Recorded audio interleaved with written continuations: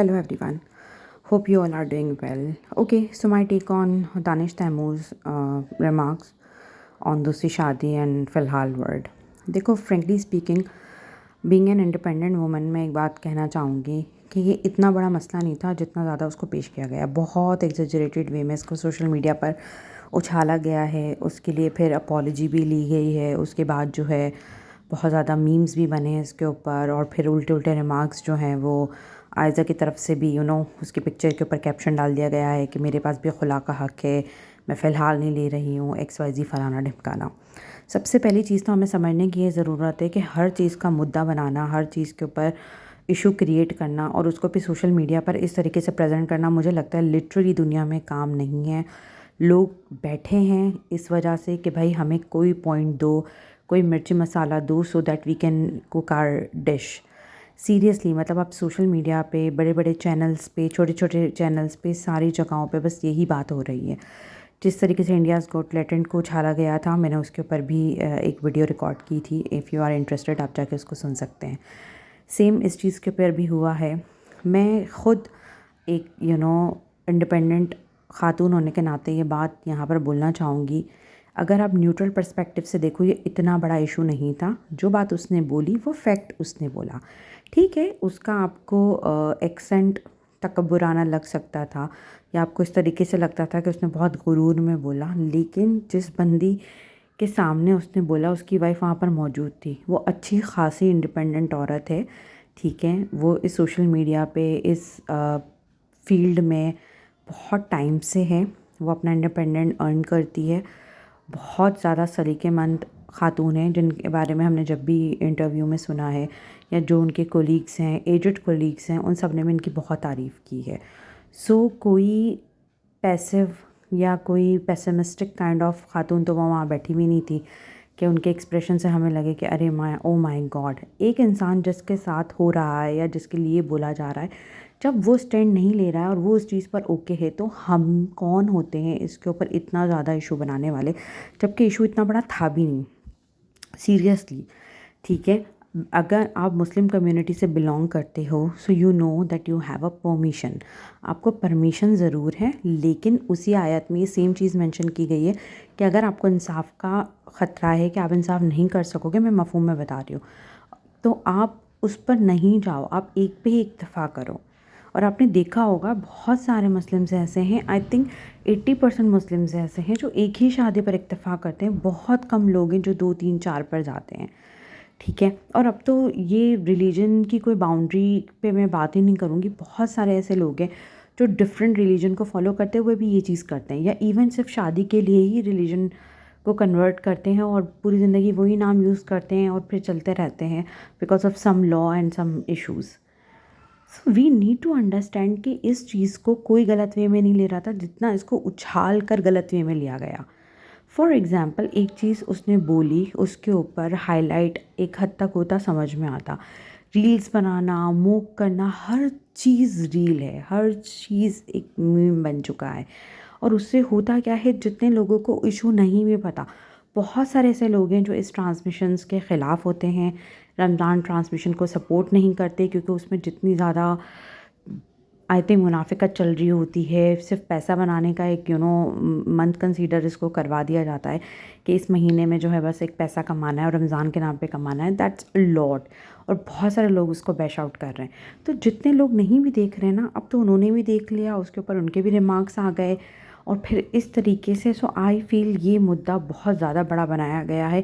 इतना ज़्यादा दानिश तैमूर ने इस तरीके से बोला भी नहीं है जितना ज़्यादा उसको इस चीज़ के ऊपर टॉर्चर किया जाए या उस चीज़ के ऊपर जो है वो इशू बनाया जाए. फिर एक इशू ये रेज़ कर दिया था कि भाई वो उनके अब्बा से जो है वो पैसे लेने पड़ते हैं. आई थिंक अगर फैमिलीज़ ओके हैं तो उसमें कोई इशू नहीं है. इशू तब अच्छा लगता तब आप बनाते हुए सही लगते कि वो पॉकेट मनी नहीं मिल रही होती और उसने क्या कहा, पॉकेट मनी का भी चेक. तो कोई 2-5 रुपए का चेक तो नहीं दिया होगा ना उन्होंने जब वो काम नहीं करती थी.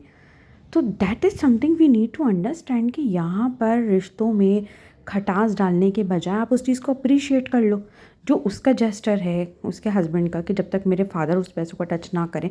और अपने पेरेंट्स के लिए एक सेंटिमेंटल है जो लड़कियों को भी होता है अपने पेरेंट्स के लिए. तो यहाँ पर डिस्क्रिमिनेशन क्रिएट करना, इस चीज़ के ऊपर इशू बनाना मुद्दा बनाना मुझे लगता है ये ज़रूरत से ज़्यादा है, बहुत ज़्यादा है। और एक कैटेगरी के लोग हैं जो बिल्कुल वेले हैं, बिल्कुल फ़ारिग हैं, जो शायद कंटेंट हंट करते रहते हैं and they try to find out कि हमें कोई कंटेंट मिले सो दैट हम अपने पेजेस को चमका सकें, हम इसके ऊपर बात कर सकें। Trust me, I really do not want कि इस तरीके के इश्यूज़ ऐसे रेज़ किए जाएं। इतना बड़ा मुद्दा नहीं था जितना उसको बना दिया गया, फिर वही आपने अपॉलॉजी ले ली। अब अपॉलॉजी लेने के बाद भी फॉर एग्ज़ाम्पल हाइपोथेटिकली अगर वो दूसरी शादी कर भी लेगा, सो क्या वो मुजरिम होगा? अगर नहीं करता है तो पूरी ज़िंदगी आप उसके फ़िलहाल वर्ड को लेकर उसके ऊपर जो है वो लान तान करते रहेंगे। सो यहाँ पर हमें अंडरस्टैंड करने की ज़रूरी है कि इंडिविजुअल डिफरेंसेस नाम की भी कोई चीज़ होती है, जिसको हम इनफरादी हैसियत कहते हैं, कि एक इंसान के पास राइट है और आयज़ा के पास भी राइट है कि अगर उसका हस्बैंड इस तरीके का कोई कदम उठाता है and if she is not okay with that and if she doesn't want कि उसकी दूसरी शादी हो, तो वो उस खुला वाक़ई ले सकती है।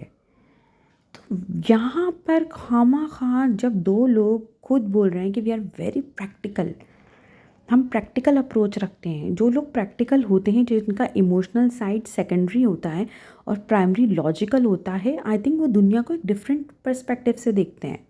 उनका वे ऑफ सीइंग बहुत डिफरेंट होता है। So we need to figure out कि ओके फाइन, अगर एक इंसान लॉजिकल है, प्रैक्टिकल है, एक बंदा अपनी वाइफ के सामने ये बात कह रहा है, she doesn't mind about it, उसके बारे में वो कोई इशू नहीं बना रही, वो कोई चीज़ नहीं ले रही है।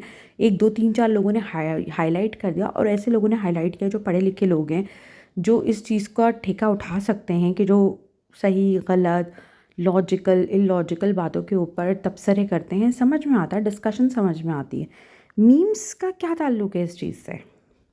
इस चीज़ को मीम में बनाना, इस चीज़ को रील में कन्वर्ट करना, इस चीज़ को सोशल मीडिया के पेजेस पे हैंडलिंग पे हैंडल्स भरे हुए हैं इन चीज़ों से। इस पे मुझे आप बताएं कि हम क्या सोसाइटी को मैसेज दे रहे हैं, या सोसाइटी किस तरफ जा रही है कि लोगों को अब बोलते, फ्रीडम ऑफ स्पीच की हम बात करते हैं, लेकिन आई थिंक सबको बोलते हुए अब डर लगेगा कि यार पता नहीं कौन सा वर्ड पकड़ के, क्या तोड़ के, क्या मरोड़ के आगे पेश कर दिया जाए। So we need to understand one thing, अल्फाज की ताकत बहुत ज़्यादा है। आप किस चीज़ को कैसे अंडरस्टैंड करते हो वो टोटल डिफरेंट होता है। जैसे फ़राह खान ने होली के ऊपर एक बात बोली थी कि सारे छपरी लोगों का फेवरेट त्यौहार होली होता है, उसको तोड़ मरोड़ के ऐसे पेश किया गया कि होली सिर्फ छपरी मनाते हैं। कितनी दो अलग बातें हैं। इसकी सिंपल मिसाल है, अगर मैं आपसे कहूँ कि आपके वालिद साहब आपको बुला रहे हैं और मैं कहूँ जा यार तेरा बाप तुझे बुला रहा है, अगर आप उसका मफ़हूम देखें तो सेम ही है ना, लेकिन हम यहाँ पर डिफरेंस करेंगे ना, यार ये तरीका सही था, ये गलत था। तो आप एक्सेंट पे बात कर सकते हो, तरीके पे बात कर सकते हो, लेकिन क्या जुमला बोला गया वर्बेटम को देखो। आप उस वर्बेटम को तोड़ के मरोड़ के उसकी ट्रांसक्रिप्ट की धज्जियाँ उड़ा के अपना मन तक समझ लोगे तो वो तो आपका परसेप्शन हुआ। आप अपना परसेप्शन, अपना पर्सपेक्टिव दूसरों पे कैसे थोप सकते हो? सो एज अ न्यूट्रल, मैं सीरियसली आई वुड से कि ये कोई इतनी बड़ी गलती नहीं थी। ठीक है, वो फ़िलहाल वर्ड उसकी आदत है, उसने उस चीज़ को जस्टिफाई कर दिया, और आई थिंक कि अगर वो कोई जस्टिफिकेशन ना भी दे, फ़िलहाल भी बोले और दूसरी शादी भी कर ले, तो भी वो उसकी चॉइस है। हम यहाँ पर कोई नहीं होते हैं किसी भी बारे में जजमेंटल होने के लिए। उसका मज़हब उसको किस चीज़ की इजाज़त देता है, वो किस मज़हब को फॉलो करता है, वो क्या करता है, वो क्या नहीं करता है, उससे हमारा कोई लेना देना नहीं है। सोसाइटी ना इन रील्स से, इन इन मीम्स से और इन लोगों के इस तरीके के एग्जेजरेटेड वे में पेश करने से तो बर्बाद हो सकती है, दानिश तैमूर के एक स्टेटमेंट से बर्बाद नहीं होगी। सो यहाँ पर अपने आप को क्लियर रखें। ट्रस्ट मी, बस चलती हुई नाव में सवार हो जाना या चलती हुई बस में चढ़ने से कोई फ़ायदा नहीं है। यहाँ पर ये समझने की ज़रूरत है कि इतना बड़ा मुद्दा नहीं था जिसको इतना हाईलाइट किया गया है। ठीक है, घर में बैठ के कोई दूसरी औरतें, तीसरी औरतें देखेंगी, वो डिप्रेस होंगी, नहीं होंगी। भाई आप इंडिविजुअल केस को इंडिविजुअल केस पे रहने दें, बड़ी मेहरबानी होगी आपकी। ठीक है, किस तरीके की सोसाइटी में हम रह रहे हैं, 2025 में कितने मसले मसाइल हैं। दूसरे सीरियस मुद्दों पर बात करें, सीरियस मुद्दों को उछालें, उन पे काम करें तो वो ज़्यादा बेहतर होगा। बिजली, गैस, पानी, इनको देख लें, बनिस्बत कि इस मुद्दे पर बात की जाए। Thank you so much.